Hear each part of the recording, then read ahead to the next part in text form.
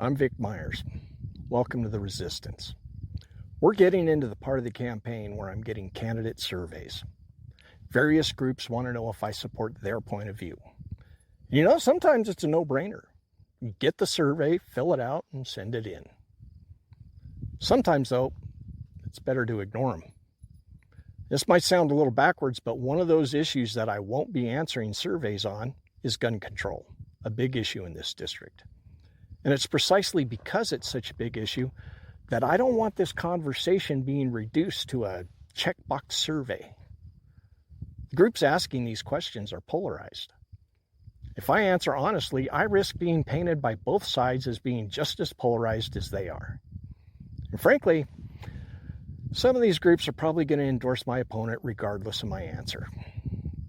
So instead of letting others decide where I'm at and tell you what to believe about me, I'll tell you myself where I stand on gun control.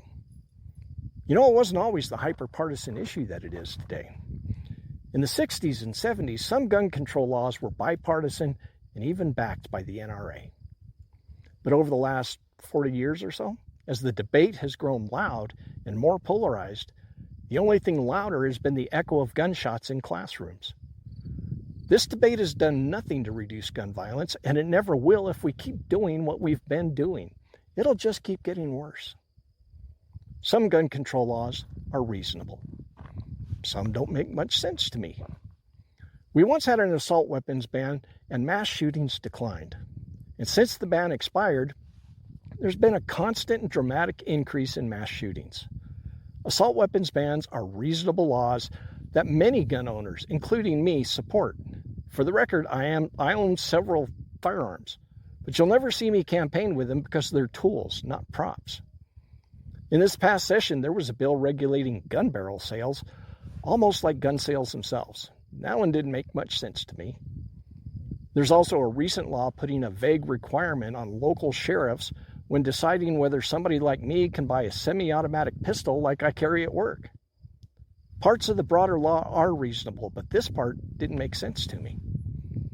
At the end of the day, our 40-year gun control debate has done far more to divide us than to reduce gun violence.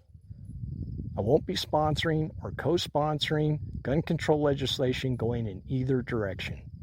I'll evaluate any bills that come before me on a case-by-case basis, because I'm not going to go to the legislature to fight the same 40-year gun control war that's already divided us and failed to reduce violence.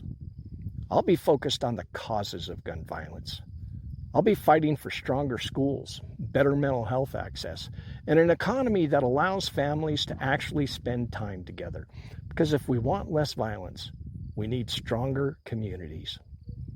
You can help me refocus this conversation on solutions in stronger communities by going to vic4hd47.com and hitting that donate button. Thanks for listening. Good day.